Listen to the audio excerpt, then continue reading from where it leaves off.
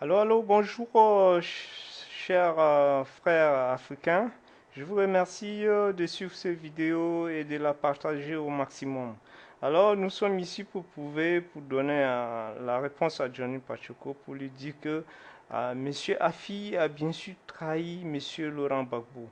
Voilà, moi, je suis Ziloué Simon, je suis tchadien, voilà, je comprends que euh, les Ivoiriens n'aiment pas qu'on interfère dans leurs affaires, mais je considère M. Laurent Gbagbo comme le président de toute l'Afrique. Voilà, je le place à côté de l'icône comme M.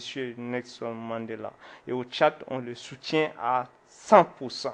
Voilà, nous, on ne change pas de couleur, nous ne sommes pas des caméléons. Voilà. Aujourd'hui, je suis avec Gbagbo, demain, je suis avec Afi, après-demain, je suis avec Ouattara. Nous, on n'est pas dans cette logique. Donc, excusez-moi, je ne suis pas là pour blesser quelqu'un, mais je suis là pour donner ma vision des choses et d'éclairer un peu l'opinion en ce qui concerne l'affaire de M. Laurent Gbagbo, que nous l'estimons beaucoup. Alors, sans plus tarder, nous allons analyser l'actualité sur Africa 24. De retour dans l'Africa Newsroom, je suis toujours avec Lady Ngomangue PC, conférencière et fondatrice de l'Alliance des femmes de médias, Didier Ouedraogo, docteur en philosophie et coordinateur du collectif contre la confiscation de la démocratie, Armand Hiré, journaliste et ancien correspondant en Afrique centrale du quotidien Le Nouveau Courrier d'Abidjan. Tout de suite, le grand temps. Mais la rencontre n'a pas eu lieu car Pascal Affi-N'Guessan a refusé de reconnaître le fondateur du FPI comme l'actuel président du parti, condition posée par Laurent Gbagbo. Alors, M. Afi refuse de reconnaître M. Le président Laurent Gbagbo comme le président du parti. Mais un parti que moi j'ai créé, toi tu refuses.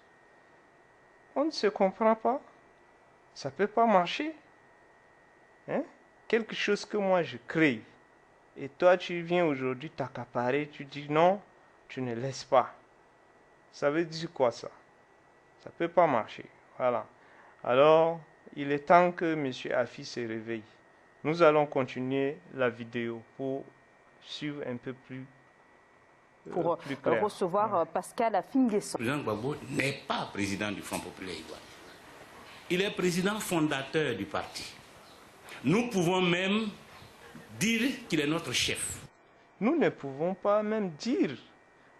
Nous disons qu'il est notre chef. Voilà. Quand un chef te donne de l'ordre, toi, tu dois exécuter. Hein? Depuis quand quelqu'un crée son parti, toi, il t'a recruté, voilà, pour travailler avec lui. Il t'a tout donné.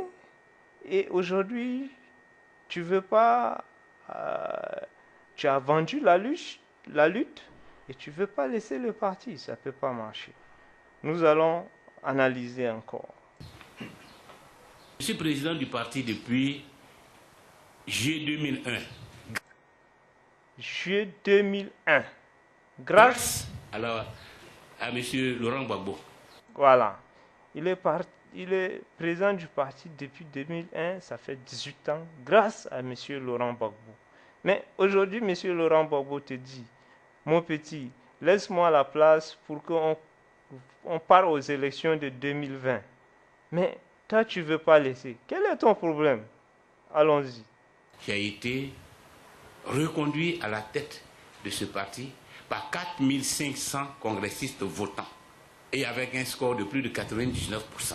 Pour les observateurs, la rupture entre les deux hommes est préjudiciable à Affi-N'Guessan qui devrait songer à créer son parti et se forger une légitimité personnelle. Il a eu près de 300 000 voix à une présidentielle en 2015 dans le contexte que l'on sait avec des mots d'ordre de boycott. Ce sont ses voix à lui, ce sont ses hommes à lui. Même s'ils sont issus du FPI, ce sont des gens qui aiment Affi-N'Guessan. Quand en Côte d'Ivoire, on a 300 000 personnes qui vous suivent, vous ne faites pas des batailles d'étiquettes, de logos. Malgré les distensions. Voilà. Il faut aller créer ton parti. Tout simplement ça. Si tu ne veux pas avoir la même vision que M. Laurent Gbagbo, tout simplement, tu crées ton parti. Et puis, voilà, ceux qui veulent te suivre n'ont qu'à te suivre. Continuons. Pascal Affi-N'Guessan affirme que Laurent Gbagbo sera le candidat du FPI à l'élection présidentielle de 2020. Ce parti me fait rire. Hein. Il dit, malgré tout, il sera présent, il sera candidat à l'élection présidentielle de 2020 s'il est acquitté. Mais au jour d'aujourd'hui, il a changé. Hein? Lui, c'est lui qui est le candidat. Voilà. Non, on ne joue pas au jeu du chat et la souris. Hein? Moi, je ne suis pas d'accord pour ce genre de trucs. Un homme doit être toujours honnête. En politique, on doit être honnête. Voilà. Et comment se fait-il que toi, tu es seul dans ton camp et tous les autres sont avec Laurent Gbagbo? Normalement, au moins, les autres doivent être aussi un peu... Il faut que vous essayiez de voir clair. Hein. Il est seul dans son bataille. Mais qui est dans la vérité? C'est ceux qui sont nombreux là ou c'est toi qui es seul qui est dans la vérité? Non, ça là, ça ne peut pas marcher. Voilà. Il est temps que tu regagnes la grande famille et tu baisses les bras parce que tu ne peux pas te battre avec tout le monde, avec tous tes amis, tout le truc. Voilà. Et ceux qui le suivent, comme Johnny Pacheco, le truc, je sais que c'est leur intérêt qu'ils cherchent, mais il est temps de se battre pour la Côte d'Ivoire et non pour ses propres intérêts. Nous allons continuer. Si son acquittement est confirmé. En attendant, Pascal Affi-N'Guessan subit un revers avec la démission d'Agnès Monet, secrétaire générale et porte-parole du Front populaire ivoirien. Armand Hiré, est-ce que Pascal Affi-N'Guessan est un homme aujourd'hui fragilisé? Très fragilisé. Je pense que Pascal Affi-N'Guessan est très fragilisé parce qu'il aura lui-même creusé, si vous voulez, et créé les conditions de l'état dans lequel il est actuellement, de son état très fragile. Pascal Affi-N'Guessan, c'était ce monsieur-là qui était parti pour tout avoir et qui a tout eu sous Gbagbo. Ça fait 18 ans. Je ne dis pas que du peuple ivoirien. On sait bien que des ficelles ont été tirées jusqu'au drame. Et la question qu'il faut se poser, ces ficelles n'ont-elles pas continué à être tirées pendant que lui, il était à la CPI en disant, bon, toi... Qui tire les ficelles? Voilà, ça c'est une question posée. Tu feras comme ci, on fera comme ça avec toi. Il y a un certain nombre de choses dont je veux croire qui échappent peut-être, en tout cas qui ne sont pas uniquement du ressort d'Affi-N'Guessan aujourd'hui. C'est pourquoi je vais donner deux faits. Hein. Je vais donner deux faits pour qu'on ait une idée, une large idée de ce qui se passe aujourd'hui au FPI. Le 15 juillet 2015, je crois. Le 15 juillet 2018, voilà, c'est la date exacte. Aboudraman Sangaré était encore en vie. Aboudraman Sangaré, c'est celui qui a assuré l'intérim de Gbagbo à la tête du FPI qu'on qualifie d'historique et de loyal. Il est approché par Pascal Affi-N'Guessan parce qu'il s'est dit épuisé par la crise au FPI et que le FPI s'affaiblit. Aboudraman Sangaré lui retorque qu'il faut donc reconnaître les acquis du congrès de Mama qui installe Gbagbo à la tête du FPI. Affi-N'Guessan donne son accord. Il doit maintenant le stipuler dans une missive. Il fait le courrier. Il donne à un envoyé. Pendant que le monsieur arrive au domicile d'Aboudraman Sangaré et qu'ils sont au stade de Salamalek, il est rappelé par Affi-N'Guessan pour dire qu'il ne faut pas que le courrier soit donné. Et quand Aboudraman Sangaré lui demande mais pourquoi est-ce que tu reviens sur ta parole, il dit on me tient. Mais qui tient M. Affi-N'Guessan? Qui tient? Ça, c'est une question posée. Qui tient M. Affi-N'Guessan? C'est la France? C'est Ouattara? Qui tient réellement M. Affi-N'Guessan? Voilà. Nous voyons ici que M. Affi-N'Guessan est un agent infiltré au FPI pour déstabiliser le FPI. Voilà, c'est ça sa mission. Et depuis que M. Laurent Gbagbo est transféré à La Haye, voilà, c'est tout ce temps-là que M. Affi-N'Guessan n'est pas en train de travailler pour la Côte d'Ivoire. Il ne travaille ni pour FPI, il ne travaille ni pour M. Laurent Gbagbo. Il travaille pour ses intérêts et les intérêts de ceux qui le commandent. Voilà, qui commandent, qui tirent les ficelles, qui le tient. Voilà, toutes ces questions sont les mêmes. Continuons. Ça, c'est une investigation que nous avons menée sur le premier volte-face. En octobre 2015, donc les deux dates, c'est pratiquement, non, je disais 2018, mais c'est plutôt en 2015. En octobre 2015, le 7 octobre précisément, au palais présidentiel, les candidats à l'élection de 2015 doivent signer un code de bonne conduite. La plupart des candidats boycottent, les grosses têtes comme Jean-Conan Bani, Essi Amara, Mamadou Koulibaly, décident de ne pas aller au palais présidentiel parce qu'ils estiment que Ouattara est un candidat, on ne peut pas signer un code de bonne conduite dans ses bureaux. Afim Guissé était déjà dans la salle avec 3 autres candidats. Et quand il a eu l'information, il s'est rétracté dans sa chaise, il a dit, mais si c'est comme ça, moi aussi je ne signe pas. Et derrière, c'est Ahmed Bakayoko qui était en ce moment puissant ministre de l'Intérieur qui tourne. Le président du FPI dit qu'il ne signe pas, ok, nous aviserons. 30 secondes après, Afi a signé le code de bonne conduite.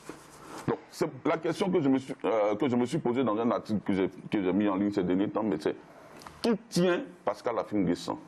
Donc nous disons la même chose. On dit la même chose, mais j'ai dû donner des faits. Absolument. Qui tient absolument Pascal Afim Guessant? Juste dans quelle mesure a-t-il les coudées franches? Et je veux dire, ça n'est pas une première, on parle là de lui, mais on peut parler des États africains. En Didier Ouedraogo, alors est-ce que Pascal Afim Guessant va créer son parti ou est-ce qu'il a tout intérêt justement à créer alors, qu'il crée son parti, ce serait une catastrophe pour une raison. Ah ouais. C'est que ça voudrait dire simplement qu'il n'a pas de projet politique. Il n'en a pas. Et que, en fait, s'il en a un, ça ne concerne que lui. Et c'est ça qui est dramatique. Laurent Gbagbo, c'est les classiques, c'est des gens à qui il a donné tout pratiquement au niveau de leur carrière. Mais ce n'est pas des politiciens, en fait, qu'il a la tête de ce parti. Ça ne le dérange pas lui-même. En tant que socialiste, en tant que démocrate, ça ne le dérange pas que depuis 18 ans, qu'il soit à la tête d'un parti, la tête qu'il a occupée en juillet 2001, pendant un congrès où il était candidat unique. Moi, je me demande quel genre de démocrates peuvent être ces personnes-là qui sont dans un parti politique et qui le dirigent depuis 18 ans. Et ça ne les gêne pas, outre mesure, d'être là, de faire au moins 3 mandats ou bien 2 mandats et de passer le flambeau et de rester là et encore de revendiquer. Mais Afim Guessant aujourd'hui est dans ce schéma justement parce qu'il a été maintenu là, parce qu'il est en prison. Ce qui dénie à Gbagbo aujourd'hui, mais Mamadou Koulibaly a voulu les jeter de la tête du FPI pendant qu'il était en prison. Mais c'est tous les militants, toute la direction qui a dit non, on ne peut pas faire ça à quelqu'un qui est en prison. Alors donc pour vous, l'attitude de Pascal Afim Guessant est la plus finalement préjudiciable pour le parti? Mais justement, c'est la position de Afim Guessant noie le FPI. Parce que Afim Guessant a pris le FPI et l'a mis dans les mains de la justice ivoirienne. Donc, depuis 2014, vous savez, on n'a pas assez de temps. Monsieur Afi a vendu le FPI. Voilà. C'est ça. Mais il se croit qu'il a vendu le FPI. Il est dans cette logique-là. Voilà. Donc, sinon, on allait faire l'étymologie de tout ça. Depuis 2014, c'est à coup de procès que Afim Guessant règle ses comptes avec ses anciens camarades d'hier qui l'ont exclu au congrès de Mama. Voilà. Il faut reconnaître ici que, voilà, toi tu es seul. Tu es contre les autres. Qui est dans la vérité? C'est toi qui es seul ou c'est les autres qui ont la vérité? Non, il faut se dire les choses en face. Voilà, la lutte que M. Laurent Gbagbo est en train de faire, c'est pas seulement pour la Côte d'Ivoire, c'est pour toute l'Afrique. Et l'Afrique compte sur lui. Voilà, moi je compte beaucoup sur lui. Et quand ces messieurs viennent ternir son image et prendre quelqu'un comme Johnny Pacheco pour défendre, je sais pas, le truc, bon, je sais pas, il peut faire ses vidéos. Hein. Moi, je l'ai connu grâce à M. Laurent Gbagbo. Et la plupart de ceux qui sont abonnés sur sa page, voilà, c'est grâce à M. Laurent Gbagbo qu'on le connaît. Sinon, qui connaît Johnny Pacheco? Moi, je n'ai jamais entendu parler de lui, si ce n'est pas grâce à M. Laurent Gbagbo. Donc, chers Africains, mobilisons-nous. Mobilisons-nous. Et je demande aux chefs d'État africains d'intervenir, voilà, pour que M. Laurent Gbagbo rentre en Côte d'Ivoire et pour que la lutte commence. Voilà, c'est en ce moment, quand il sera en Côte d'Ivoire, que la lutte va commencer. L'Afrique compte sur lui. Oui, nous sommes fiers de lui, notre président, M. Laurent Gbagbo. Merci, merci, à bientôt.